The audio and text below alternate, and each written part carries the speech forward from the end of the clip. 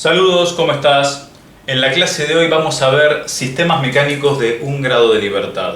Los sistemas mecánicos son los primeros que suelen estudiarse cuando uno logró interpretar la arquitectura de los sistemas de segundo orden. Y hay una razón lógica para esto. Cuando empezamos a estudiar física, el primer tema que estudiamos es mecánica clásica. Después vendrá termodinámica, electromagnetismo, óptica, física moderna. Entonces, en la mecánica clásica, la ecuación fundamental que definía la dinámica del análisis de los sistemas en movimiento es el segundo principio de Newton. Entonces, ese va a ser el principio físico que va a gobernar las ecuaciones que nosotros podamos apreciar en el modelado de nuestro sistema mecánico.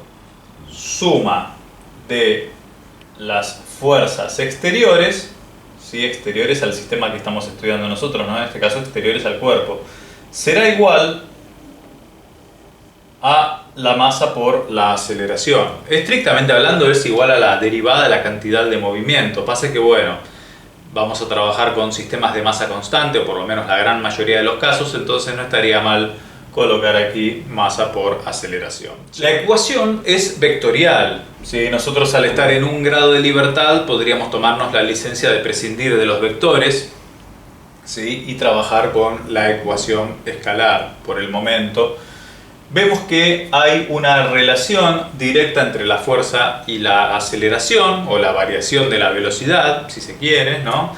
Y ese elemento que vincula estas dos magnitudes vectoriales es la masa inercial, y es nuestro primer elemento en el sistema mecánico, el primer acumulador de energía que tenemos, el acumulador de energía cinética. Representamos entonces la masa inercial y vamos a estudiar el primer caso. Si el primer caso, vamos a pensar que esta masa está apoyada en una base sin fricción.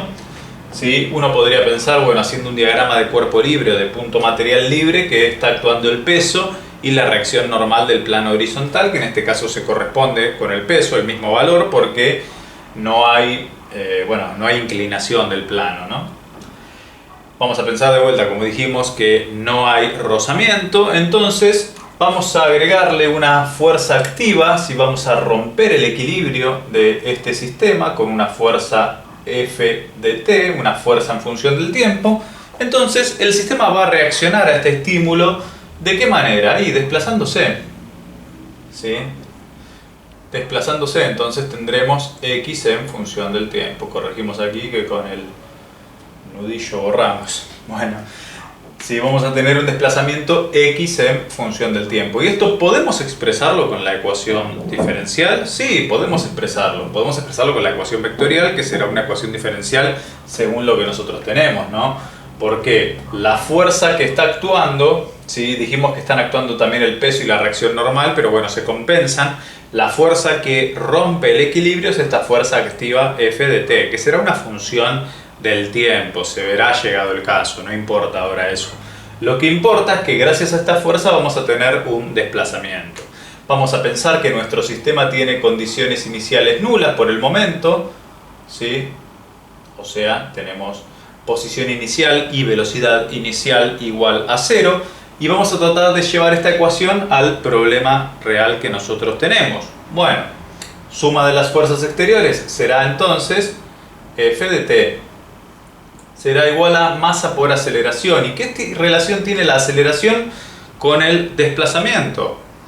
Sí, la derivada segunda. ¿Sí? Entonces vos recordás ahí de cinemática que la relación que tienen aquí es la de la derivada segunda. Entonces al x de t le tenemos que agregar doble punto, ¿sí? Esta será una x, si se quiere, minúscula, ¿no? Porque bueno, estamos en dominio del tiempo. Esta es la ecuación diferencial que define la dinámica de este primer sistema mecánico o sistema mecánico simple.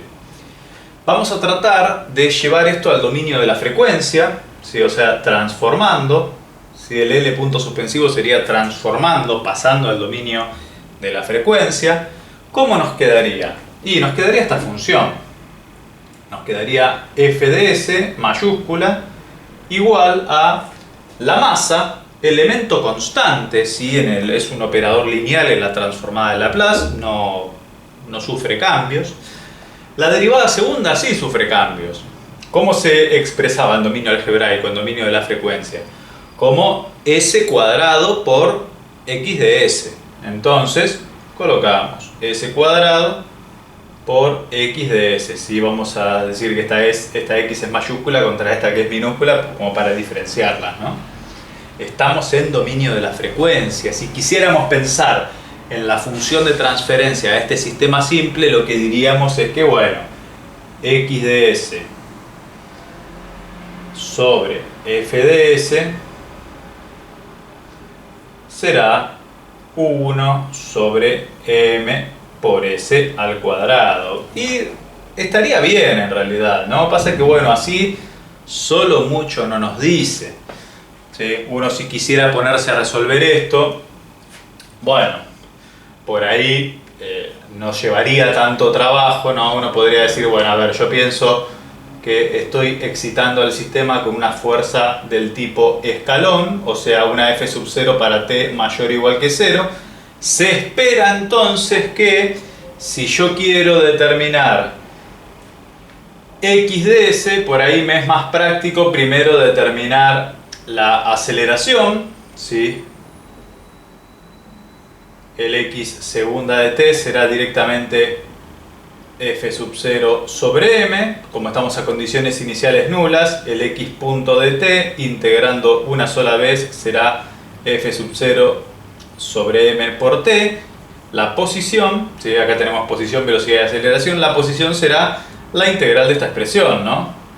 F sub 0 sobre 12m por t al cuadrado. Entonces se ve claramente que apenas rompemos el equilibrio, como no hay ninguna fuerza reactiva, ¿sí?, que trate de estabilizar al sistema, bueno, la posición crece indefinidamente, ¿sí? Para expresar esto en un diagrama de bloques, lo que hacemos es, en primera medida, colocar el elemento que rompe el equilibrio, que es esta fuerza desequilibrante, ¿sí? Si nosotros dividimos por la masa, tendríamos la aceleración en dominio de la frecuencia. Si nosotros aplicamos el 1 sobre s una sola vez, tendríamos la velocidad, y si aplicamos el 1 sobre s nuevamente, tendríamos la posición a la salida, ¿sí? Esto obviamente son tres bloques en serie. La regla del álgebra de bloques nos dice que cuando los bloques están en serie directamente los podemos multiplicar, o sea, no hay mayor misterio con este asunto. Pero fíjate que expresado de esta manera uno puede apreciar ciertas cosas a medida que vaya agregando elementos al sistema mecánico. A medida que vaya agregando uno puede apreciar ciertas cosas si expresó al diagrama de bloques de esta manera. ¿Qué pasaría si al mismo sistema le agregamos un rozamiento? Podría ser en primera medida un rozamiento lineal, un rozamiento viscoso, ¿sí?, aquel que dependía de la primera potencia de la velocidad. ¿Me acompañás? Lo agregamos, dale. Bueno, aquí a nuestro sistema le agregamos un amortiguamiento viscoso. Este amortiguamiento funciona de forma tal que en todo momento genera una fuerza antagónica al movimiento, pero que depende de la primera potencia de la velocidad. Generará una fuerza resistente en módulo igual a esta constante de viscosidad por la velocidad, ¿sí? Ponemos la ecuación en módulo, escribimos la ecuación en módulo porque así nos queda la interpretación, pero lo que vos tenés que tener en claro, ¿sí?, nos queda, perdón, la definición, pero lo que tenés que tener en claro es la interpretación. ¿Qué hace esta fuerza? Se opone al movimiento en todo momento. Es una fuerza de carácter disipativo, ¿sí? Considera la resistencia del medio o de algún aceite, amortiguamiento que esté puesto intencionalmente. Si ahora nosotros queremos aplicar el segundo principio de Newton, nos vamos a encontrar con una fuerza más en el diagrama de cuerpo libre o de punto material libre. vamos a tener como fuerza activa a la F de t, y como fuerza reactiva antes no teníamos nada, ahora tenemos el amortiguamiento viscoso por la primera potencia de la velocidad. Por supuesto que la suma de las fuerzas exteriores sigue siendo igual a masa por aceleración, pero ahora podemos apreciar que la ecuación se complicó un poquitito, no mucho, pero un poquitito se complicó, ¿eh? Antes teníamos solamente esto. Ahora tenemos el término asociado a la disipación de la energía. Y esto nos va a traer consecuencias en la forma de la respuesta. Si nosotros quisiéramos resolver esto, bueno, es una ecuación diferencial de primer orden de variables separables. Por ahí, a ver hasta dónde podemos llegar con esto. Si quisiéramos pensar que la fuerza es del tipo escalón, un escalón para t mayor o igual que 0, si vos resolvés esto en dominio de la velocidad, ¿sí? Si resolvés esto en dominio de la velocidad, te quedará una función exponencial que termina siendo acotada, ¿sí? Una función exponencial que termina siendo acotada, ¿sí? Nos quedará f sub 0 sobre b por 1 menos e a la menos t sobre tau. Obviamente expresión válida para t mayor o igual que 0, y entendiendo que la constante de tiempo en este caso del sistema será m sobre b. Por supuesto que si quisiéramos encontrar la posición, bueno, tendrás que integrar esta expresión, que supongo que no tendrás problema, ¿sí? Esto ya lleva un poquitito más de laburo, entonces te lo dejo a vos. Pero bueno, solamente tenés que integrar esto entre 0 y t y no tendrás problema. Pero a lo que vamos. A lo que vamos es que ya las cosas son distintas. Porque si recordás, en el caso anterior, la velocidad crecía linealmente con el tiempo. Ahora la función es exponencial y para un valor muy grande de tiempo termina siendo un valor constante. En el caso anterior, cuando no considerábamos la resistencia del medio, la posición crece cuadráticamente con el tiempo. Acá fíjate cómo crece. Si vos integrás esto que tiende a ser una función constante, cuando lo integres va a crecer en forma de movimiento rectilíneo uniforme. O sea, las cosas cambiaron, ¿sí? La cuestión es que las cosas cambiaron. El tema es, bueno, a ver, ¿cómo yo puedo expresar esto en dominio de Laplace? ¿Sí? Si nosotros transformamos, tendríamos f de s menos b por s por x de s igual a m por s cuadrado por x de s. Vamos a ver si podemos expresar esto en el diagrama de bloques que teníamos anteriormente, pero a ver qué tendríamos que agregarle. Si el que teníamos anteriormente solamente tenía la fuerza activa y el masa por aceleración. Ahora apareció esto. Bueno, ¿cómo lo agregamos al diagrama que teníamos antes? ¿Quién rompe el equilibrio acá? Nuevamente, la fuerza F. Ahora, a la fuerza F, antes de llegar a masa por aceleración, tenemos que restarle la fuerza de carácter viscoso. O sea, que aquí tendríamos que agregar un sumador. En este caso el sumador tendría esta forma, ¿no? Tendría una forma de... Le agregamos la fuerza viscosa aquí, ¿no? Nosotros dividimos por la masa y obtenemos, como dijimos antes, la aceleración. Integramos, obtenemos la velocidad, volvemos a integrar y obtenemos la posición. A lo que tenemos que prestar atención es que aquí la realimentación, fíjate, viene de la señal tomada de la velocidad, porque es s por x de s. Esto sería velocidad en dominio de la frecuencia. Es decir, que el diagrama de bloques que está interpretando este sistema físico es este. Tiende a ser la velocidad constante según lo que hemos resuelto, ¿sí? Según cómo quedaba la función. ¿Y eso por qué es? Porque el rozamiento es un estabilizador de la velocidad. El rozamiento es un estabilizador de la velocidad. Fíjate, hay una realimentación en la velocidad. Eso quiere decir, ¿sí? ¿Cómo tengo que leer esto? Esta realimentación tiende a estabilizar la magnitud de la cual está tomando la muestra de la realimentación. ¿Sí? En este caso, como está tomando una muestra de la velocidad, está tomando la señal de la velocidad para multiplicarla por la constante de viscosidad y transformarla en fuerza, quiere decir que el sistema tiende a estabilizar la velocidad. Mientras cuando no había ninguna resistencia, la velocidad crecía indefinidamente, linealmente creciente con el tiempo, a la primera resistencia que apareció, la velocidad ya no crece indefinidamente. Ahora crece hasta cierto valor y después el sistema se mueve a movimiento rectilíneo uniforme para valores muy grandes de tiempo. Eso quiere decir, nuevamente, que el rozamiento es un realimentador natural de la velocidad. Podemos pensarlo de esa manera. Entonces estamos en presencia del primer acumulador de energía y de un disipador de energía. Esto hará que la función de transferencia ya no tenga más dos integradores, sino que va a tener un integrador puro,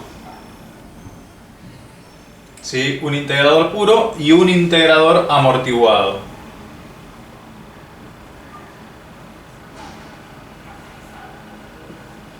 Un integrador puro, el 1 sobre S, y lo que se llama el integrador amortiguado.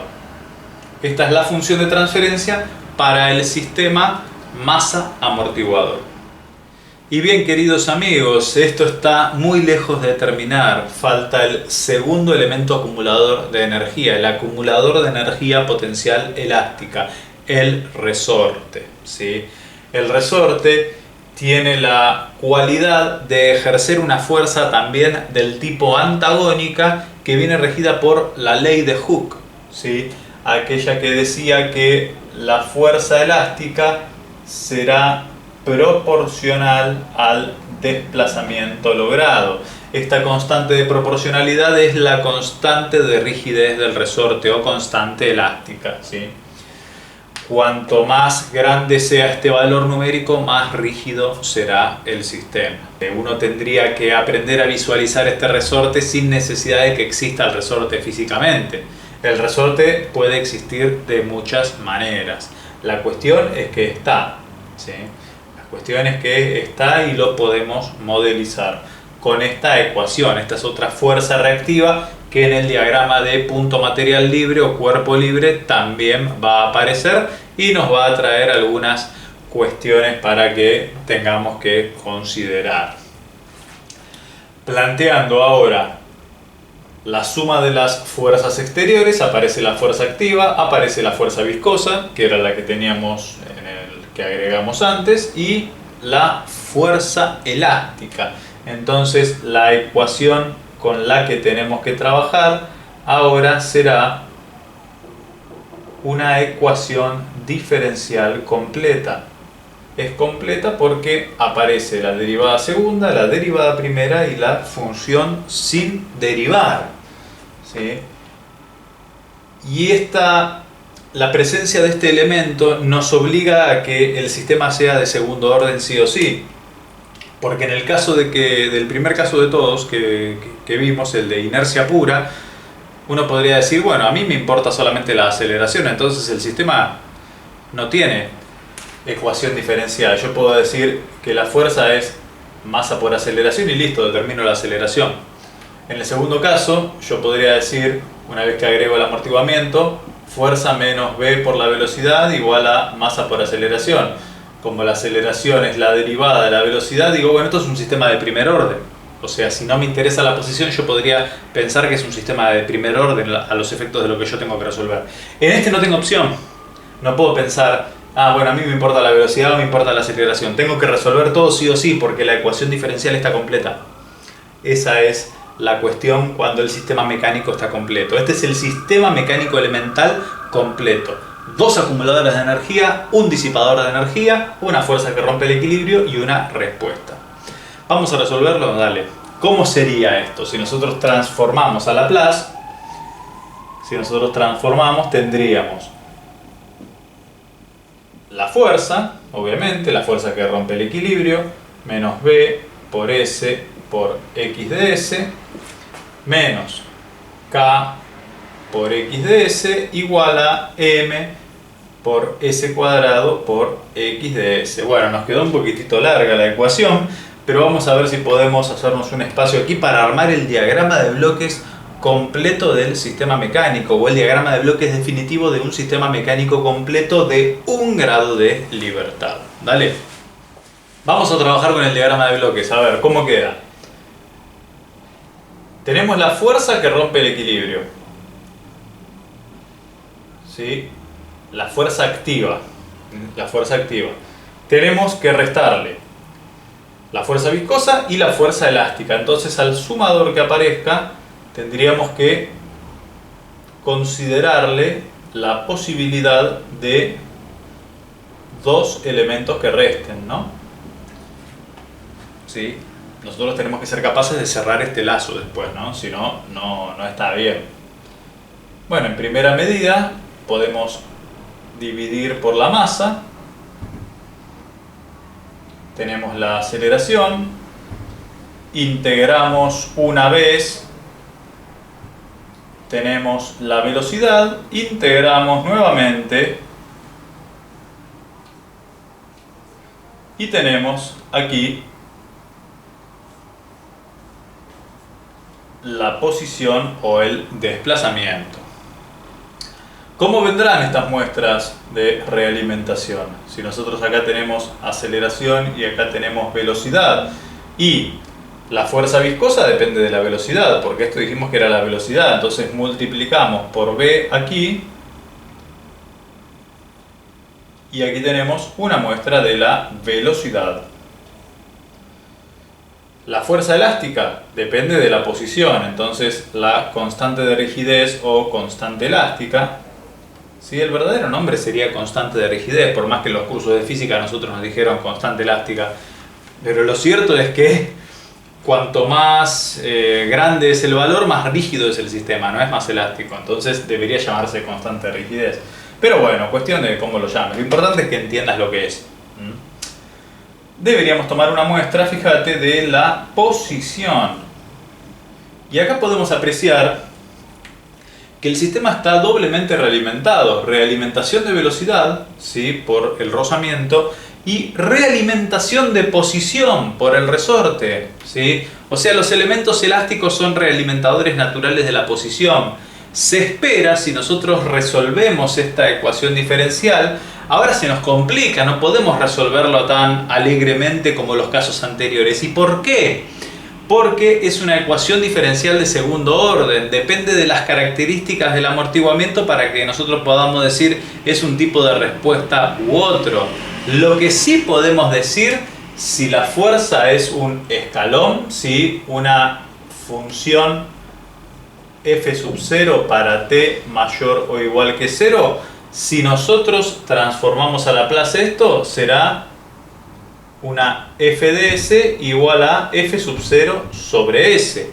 Entonces uno podría decir, si determina la función de transferencia de aquí o de aquí, de este diagrama de bloques, uno podría decir, bueno, la posición o el desplazamiento será f sub 0 sobre s, que es el valor de f de s, por la función de transferencia efectiva, que será 1 sobre m por s cuadrado más b por s más k. Ya me corro. Así será entonces. ¿Cuál es la cuestión? Uno podría aplicarle el teorema del valor final de la transformada de Laplace y lo que nos va a quedar es que la posición en estado estacionario para t tendiendo a infinito será lo mismo que pensar en la posición para s tendiendo a 0, multiplicando por s la función original, ¿no? Entonces multiplicamos por s la función, con este s se va, este s también se van con esto porque hacen tender a 0. La cuestión es que si repasas el teorema del valor final, el resultado aquí te tendría que dar f sub 0 sobre k. ¿Y qué te queremos decir con esto? Fíjate, no hace falta que resolvamos todo el transitorio para entender dónde termina esto. ¿Dónde termina? Termina con una posición constante. ¿Sí? ¿Por qué? Porque hay una realimentación de la posición. ¿Sí? Puede ser suficiente o no, pero hay una realimentación de la posición. Gracias a la existencia del elemento elástico es que el sistema se volvió estable en cuanto a la posición se refiere. Fíjate que ninguno de los dos anteriores era estable en cuanto a la posición se refiere. El elemento de inercia pura ni hablemos, soplabas y no lo parabas más, porque no había ninguna fuerza que lo frenaba. El segundo elemento, bueno, apareció una fuerza de rozamiento viscoso. Entonces, ¿qué terminaba sucediendo? Terminaba sucediendo que la velocidad tiende a ser constante porque es una realimentación de velocidad y la posición crecía de forma constante, de forma linealmente creciente con el tiempo. Entonces, tenías posición cuadráticamente creciente con el tiempo en el primer caso, posición linealmente creciente con el tiempo en el segundo caso, y en este caso, que el sistema mecánico está completo, tenés posición estable para grandes valores de tiempo. ¿Sí? El resorte viene a estabilizar la posición. Y te lo dice el lazo de control, ¿sí? Por más que sea un sistema mecánico, por más que no hayamos aplicado ningún dispositivo controlador, este se puede ver desde la jerga del control como un sistema intrínsecamente realimentado. ¿Por qué intrínsecamente realimentado? Porque la realimentación ya viene por naturaleza, yo no tengo que hacer nada para que aparezca. ¿Sí? El elemento del rozamiento da una realimentación natural de velocidad y el elemento elástico, ¿sí? el modelo que yo arme, me va a dar una realimentación de la posición. Y está visualizado aquí, está visualizado que tiende a estabilizar la velocidad y que tiende a estabilizar la posición. Y la fórmula habla por sí sola. Para valores grandes de tiempo, la posición tiende a ser constante. ¿Por qué? Por la presencia del elemento elástico.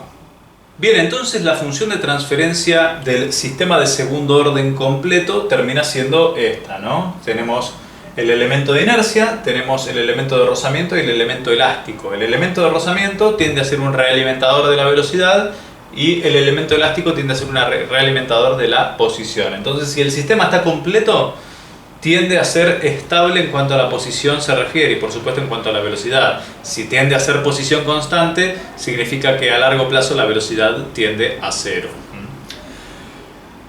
Nosotros podríamos expresar las constantes del sistema en función de los parámetros universales de los sistemas de segundo orden, ¿no?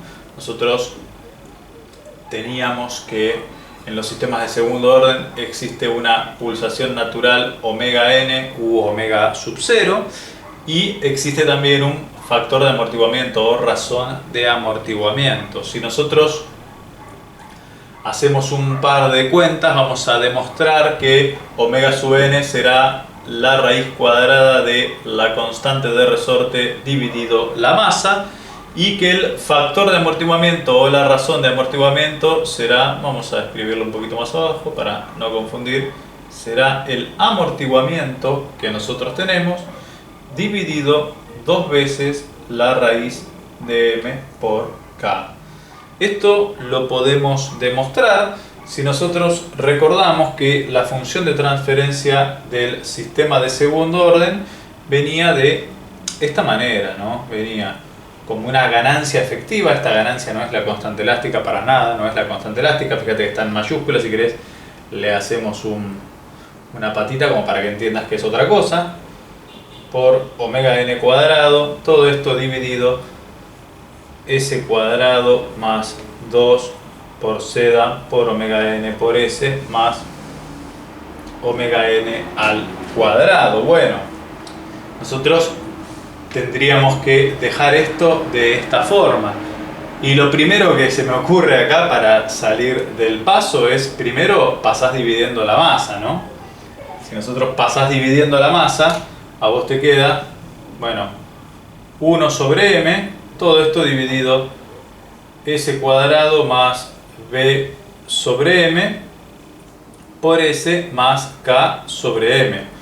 Entonces así es fácil de visualizar que, bueno, Si esto tiene que ser omega n cuadrado y aquí tenemos k sobre m como término independiente, entonces omega n es la raíz cuadrada de k sobre m.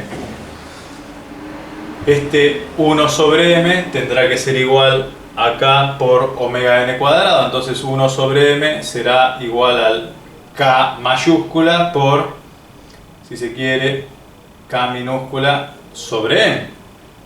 Entonces podríamos decir que la ganancia efectiva del sistema, si nos llegara a interesar, acá no la mencionamos, pero la ganancia efectiva en este caso es 1 sobre k, ¿sí? Porque te quedará k mayúscula por k minúscula igual a 1, y esto tiene lógica porque vos acá estás entrando con una fuerza y saliendo con una posición. Si vos entraras con una posición y salieras con una posición, o con una tensión y salieras con una tensión, esa ganancia sería 1, o por ahí sería algo adimensional. Acá no es algo adimensional, porque vos estás entrando con una magnitud física y estás saliendo con otra.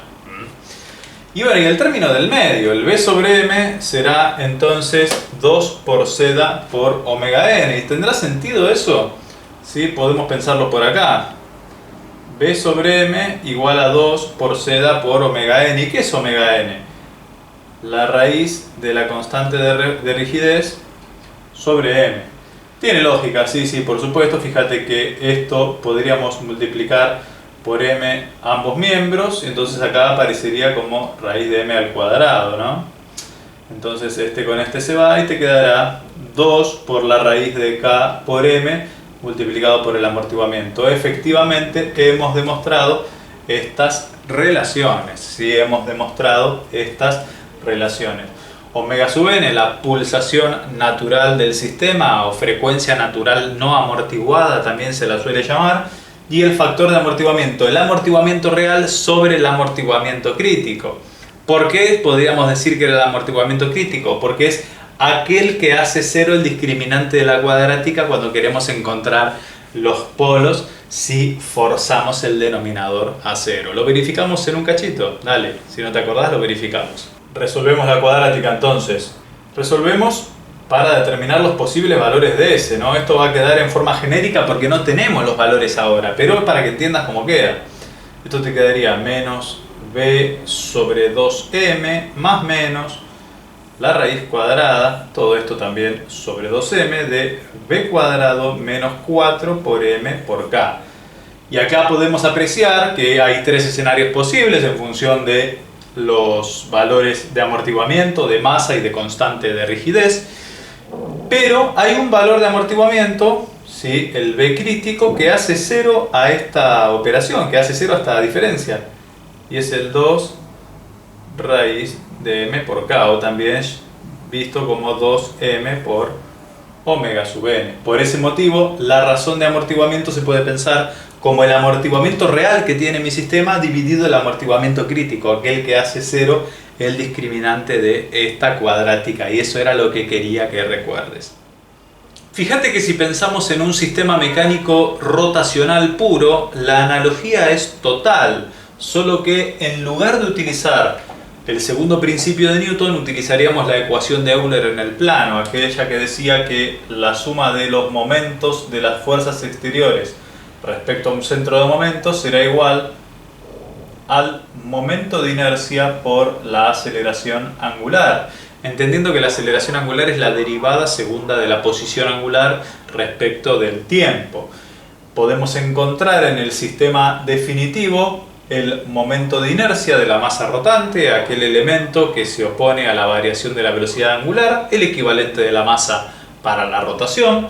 Encontramos también el rozamiento viscoso rotacional, llamado con B mayúscula, aquel que va a generar un momento antagónico proporcional a la velocidad angular, y por supuesto la constante equivalente de torsión, ¿sí? La constante equivalente de torsión de un resorte torsional o de un material que va a tener también un momento antagónico proporcional a la posición angular. Y fíjate que está sucediendo todo lo que sucedía de este lado también. Nosotros en la ecuación dinámica vamos a tener momento motor como el par que se le aplica a la masa rotante, que la trata de sacar del equilibrio. Tendremos el momento de fricción rozamiento por la primera potencia de la velocidad angular, y después tendremos, perdón, aquí menos la constante equivalente de torsión por la posición angular sin derivar. Todo esto tiene que ser igual al momento de inercia equivalente de la configuración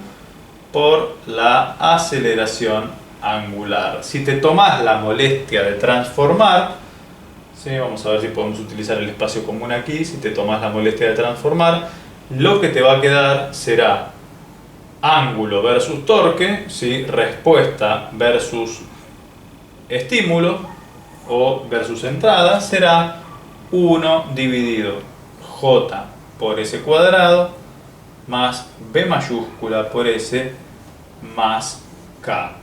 Y ahí podemos apreciar que la analogía es total y se nos puede presentar algún sistema rotacional y tenemos que estar listos. Tenemos que entender que se comporta de manera equivalente que el sistema mecánico traslacional, ¿de acuerdo? Bien, otra forma de encontrar la ecuación diferencial del movimiento es con un circuito eléctrico equivalente, sobre todo si sos de formación eléctrica o electrónica. Si sos de formación eléctrica o electrónica, podés pensar a la segunda ley de Newton como la primera ley de Kirchhoff, por ejemplo, ¿sí? Esto será un circuito paralelo con dos acumuladores de energía y un disipador de energía. ¿Conoces dos acumuladores de energía y un disipador de energía? Sí. Sobre todo, también te puede ayudar a comprender la idea de la masa que dijimos, ¿no? La capacidad de oponerse a la variación de la velocidad, ¿sí? La capacidad que presenta el elemento para oponerse a la variación de la velocidad. Bueno, nunca mejor dicho, la capacidad, ¿no? La masa se puede asociar a la capacidad del capacitor, ¿no? Que es la aptitud que presenta el elemento, ¿sí? Para oponerse a la variación de tensión. Entonces uno podría decir, bueno, aquí tenemos tensión, tenemos capacidad, tenemos modelizada la masa, ¿no? Aquí tenemos una referencia absoluta de potenciales que de alguna manera se asocia a la referencia absoluta de las velocidades que uno mide aquí, ¿no? Porque siempre las mide respecto de algo, respecto de un marco de referencia absoluto. ¿Tenemos un elemento disipador de energía? Sí, tenemos un disipador de energía, entonces tenemos una corriente de fuga aquí, ¿no? Esto se podría apreciar de esta manera. Vamos a colocarlo un poquito por ahí. Ahí estamos.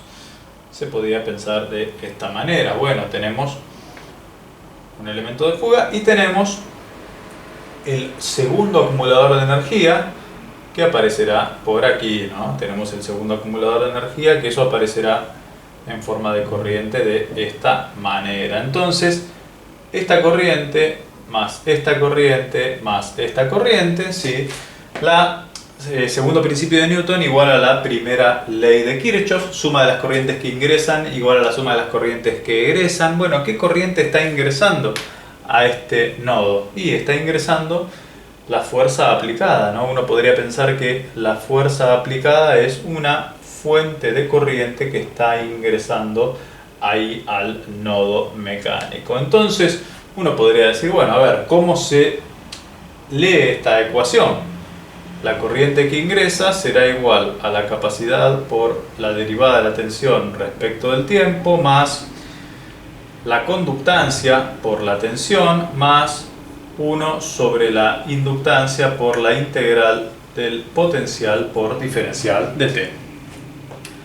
Si nosotros dijimos que a la corriente la asociamos con la fuerza, ¿sí? A la capacidad la asociamos con la masa y que a la tensión la asociamos con la velocidad, de alguna manera esto ya nos da indicio de cómo expresar la ecuación del sistema mecánico, ¿no? Lo que nos quedaría, las equivalencias que nos quedan será amortiguamiento igual a conductancia y constante de resorte igual a inversa de la inductancia, o elastancia, que es la inversa de la constante de rigidez igual a inductancia, ¿sí?